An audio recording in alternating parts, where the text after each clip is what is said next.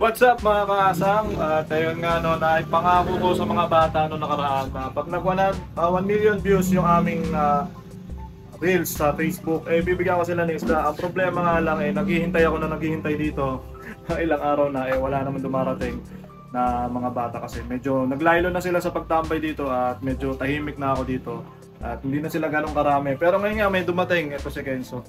So ikaw lang yun nandito, ang tagal ko naghihintay, ilang araw na. So yun nga, ang sabi ko, pag naka 1 million views yung video na yun, eh bibigyan ko kayo ng kahit anong gusto nyo, isda lang. Baka mamaya aquarium. So yun, ngayon, pumili ka ng ano mo. Kahit ano ba? Oo, kahit ano. Kahit ano isda. Sabihin mo na lang. So yun guys, hintayin mo na natin siya kung anong pipiliin niya. Ano? Tuntua ka, wala ka nga sa video na yun eh. Ano ka ba? Wala ka nga dun. Tambay ka na. Sige, pero okay lang. Kasi naghihintay ako talaga eh. Wala akong ano eh. Ilang araw na ako naghihintay. Sabi ko, nasa na kaya yung mga yun? Eh, kinalimutan nyo na yata ako eh. Hindi na yata kinatambay dito talaga eh.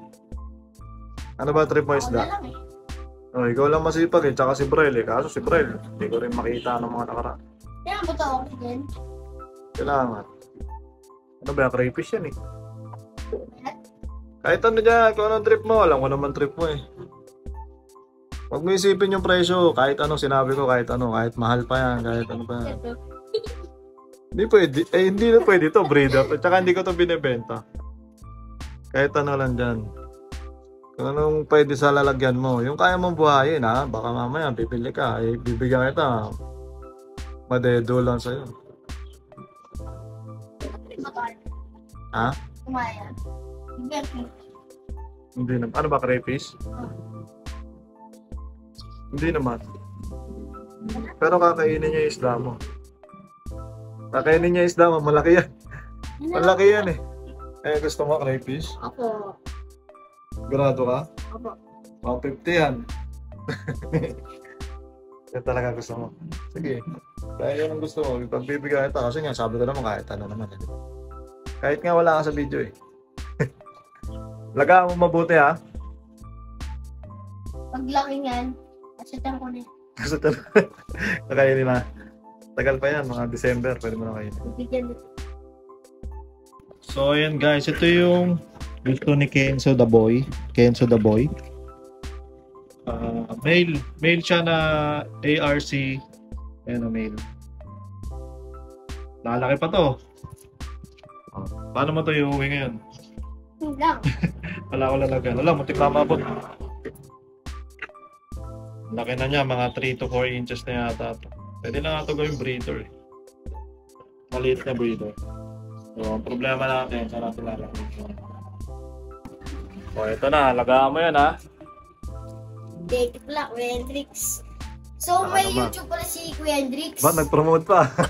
Ayos. Hendrix Backyard. So, subscribe nyo na siya. Yun. Panoorin nyo lahat. Yan ang gusto ko, yung mga ganyan, no? Saka may TikTok din siya, Hendrix TikTok. Backyard. Follow nyo na siya. Yun, salamat. Yan. Salamat sa At pag-promote. punta na din kayo dito sa Alta. Bili na kayo dito. Yun, no? Maganda mga isda na dito. Bait mo bigla, dahil mo sinabi ha. Bigla ka nag-promote ha. Ang lupit mo. O yan, lagay mo na dito. Kata mo yan. Alright.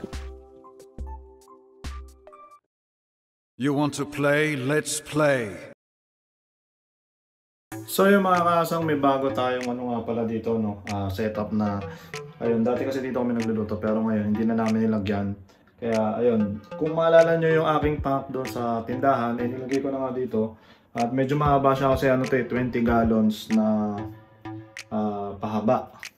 So ang plano ngayon dito, kaya ako nilagay ito dito, eh dito ako mag-breed ng mga Glotetra. Subukan natin mag-breed ng Glotetra, no, na mas focus kaysa doon sa ginagawa natin dati na hinaya lang natin mga itlog at hinaya lang natin.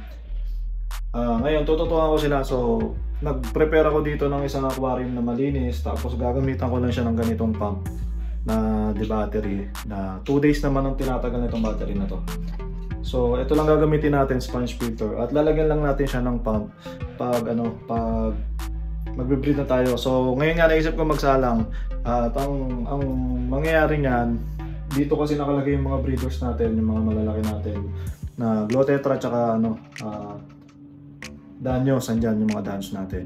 So ang plano ko, mag-breed na ngayon. Tignan natin kung mangingitlog. Ang gagawin lang natin, maglalagay tayo ng breeding cage. So meron na ako ditong breeding cage.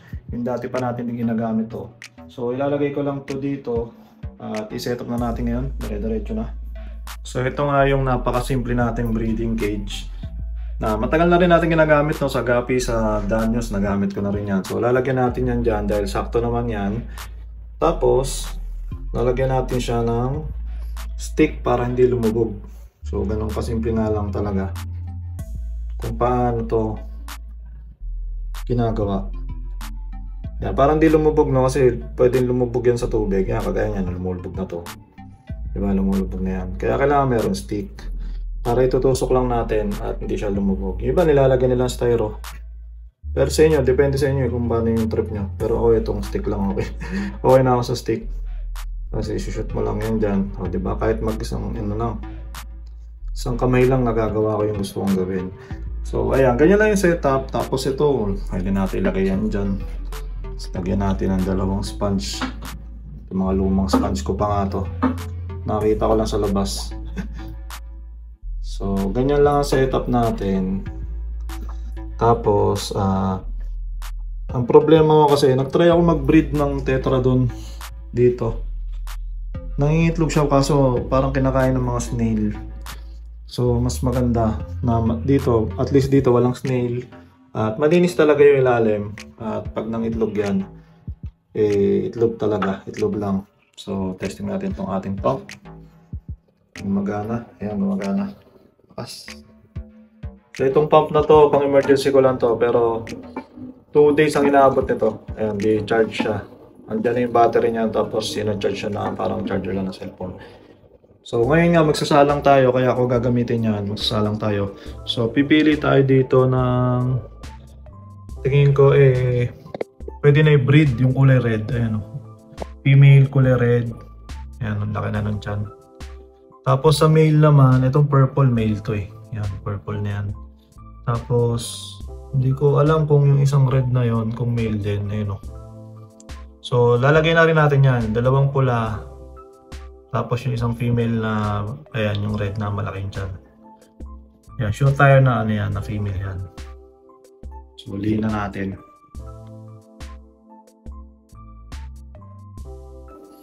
So yun mga kasang, no, nakapili nga tayo ng tatlo. Bali, isang purple na tingin ko male.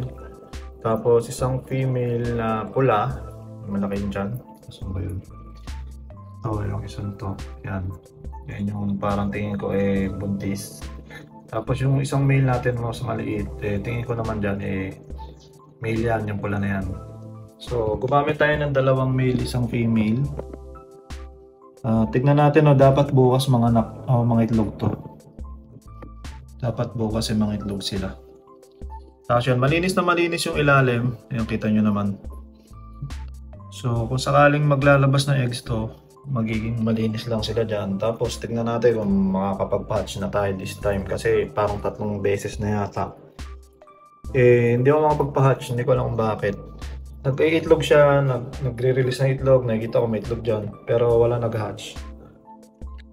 So dito tignan natin. Bantayan natin kung makakachamba na tayo. Kasi yun guys, i-share ko lang din kayo doon sa mga low budget na gusto mag-alaga o gusto mag-breed ng isda. Pwede naman yung ganito. Ito dati ko na to ginagawa, tapos ngayon parang binalik ko lang ulit. So gumagamit ako ng galon, tapos nagbe-breed ako ng guppies. So kung makikita nyo yan, may mga guppies tayo dyan. Yan, mga AFR. Diyan, may Silverado. Ito may fry na nga to yung AFR ko dito na nilagay, nagkaroon na ng fry. Tapos meron pa ako dito ng fry din ng tuxedo ko yan, medyo lumalaki na, may mga may mga kulay na iba.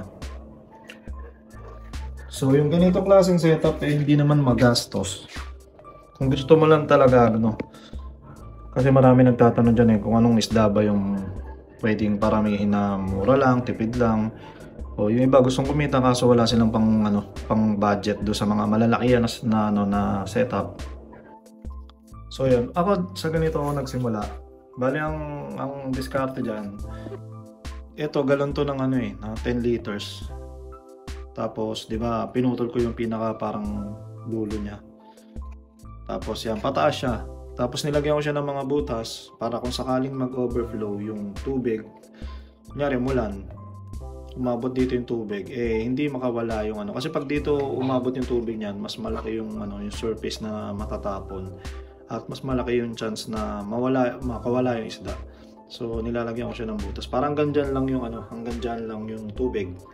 So bigyan ko kayo sample. Kunyari bumuhos yung ulan.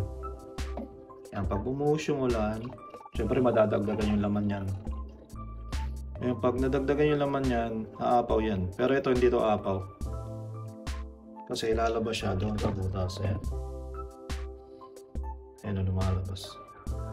Diyan lang lumalabas yung sobrang tubig. So hindi biglaan yung labas. Ayan. Tapos mamaya hanggang dyan na lang din yan. So yun guys, sa ganitong setup, hindi mo naman kailangan gumastos. Ang kailangan mo lang talaga ay halaman. So ako, dalawang halaman ang ginagamit ko. Ang hornwort. Yan yung hornwort. Tapos guppy grass. So kung mamimili ka naman, kung ano yung mas maganda, o kung ako yung tatanungin mo, ano mas maganda, hornwort or guppy grass? Yung hornwort kasi medyo matigas. Medyo matigas siya. Tapos pag nilagay mo siya, nakalutang siya, nandun siya sa ibabaw. So hanggang dito, kunyari ito, example ito. Ayan, hornwort yan, di ba? Andito siya sa ibabaw lahat. So wala dito. Nandyan na siya sa ibabaw lahat. Maganda rin siya taguan ng fry. Tapos, kung yung guppy grass naman ang gusto nyo, iba kasi yung guppy grass tumulutang siya, pero tumutubo siyang kay ilalim. So, ayan, kung mapapansin nyo, meron sa ilalim. Kaya kung ako tatanungin, mas maganda ang guppy grass kaysa sa hornwort. Lalo na pag nag-breed ka ng guppy. Di ba lang kung bakit guppy grass ang tinawag dyan. Pero, ayun inabot ko na guppy grass yung tawag nila dyan. So, dahil siguro ito yung ginagamit nila para magparami din ng guppy.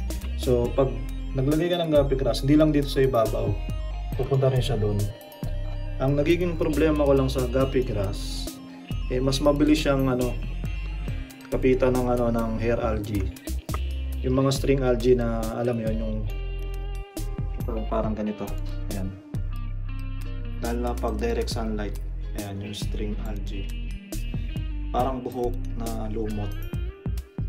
Ito naman, nagiging problema to sa mga fry kasi parang na-stack up sila dyan minsan. So dapat tinatanggal-tanggal din. So, kung mag-aalaga ka, magpaparami ka ng guppy sa ganitong setup, mas maganda gamitin yung guppy grass. Pero kung wala ka namang makuha ang guppy grass at hornwort lang yung available, maganda rin naman ang hornwort. Ayan, may mga hornwort pa nga dito. So, may option ka, dalawa. Tapos, yun, pwede dito hanggang 10 pirasong guppy siguro. Kasi ang ginagawa ko, pag naglagay ako dito ng isang female, kunyari meron akong trio dito, tapos malaki na yung female at parang tingin ko yung mga anak na nililipat ko. Pag nilipat ko, doon ang mga anak yun. Tapos pag nanganak na doon yung guppy, kukunin ko ulit yung female at ilalagay ko ulit doon sa main. So magiging kasama niya na ulit yung dalawang kasama niya dati. Sabay dito, lalaki na dito yung mga guppy na fry. Kunyari may mga 10, meron. Kaya na niyan lumaki. So ganun kasimple lang, no? Sa mga walang budget, ayan, pwede yung ganito. Bili kayo ng ganito. Kaya maisip nyo, makakita ka styro na ganyan. Diskarte na lang yun. Hindi naman laging kailangan ng magandang setup. Kung gusto nyo lang naman ay magparami, kahit anong mga lalagyan, kahit yung mga ganito. Ito nga, may basag pa to. Diba, nabasag yan. Pero ginagamit ko pa rin. Kasi may mga fry ako dyan ng danyos Nag-breed ako dyan ng danyos. So, ayun lang. Sa mga nagtitipid o sa mga wala talagang pera, pero gusto mag-start, mag-breed ng mga isda sa bahay nila. Ayan, ganyang klaseng setup yun. Pwede yan. Kahit punuin yan. Puro galon. Kasi magkano lang naman ang galon. Ako, hiningi ko lang ito Diba? Tapos meron akong guppy dyan. Yung mga guppy dyan, pwede ko ibenta ng 100 pesos each. Ganon. 100 pair. O diba? Kumita na kayo. So yun mga kasang, no? Abangan nyo na lang kung anong mangyayari dito. Balitaan ko na lang kayo. Kung sakaling mag-iitlog to bukas, update ko na lang kayo. Tapos kung makabuhay tayo. No? Sana makabuhay tayo ng fry ng mga tetra. Tapos kung di tayo mag success dito, salangan ko naman ng ano yan, ang danyos. Tignan natin kung ano maparami natin dyan, danyos sa tetra o pwede pagsabayin natin. Kasi pag nangitlog dito, pwede pa maglagay ulit. Tapos danyos naman, tapos yun kasi ang plano ko eh. Papaitlogin ko lang dito yung tetra, tapos yung danyos, tapos pagaluin ko na sila dyan. Tapos kung mag-grow out natin dito, eh mas okay. O kaya ilagay natin sa ano, sa farm. So yun mga kasang, no, yun lang muna ang video natin ngayon. Sana may natutunan kayo at sana nag-enjoy kayo. So ayun, tapusin na natin ang video na to. Maraming salamat sa mga nanood. Peace out.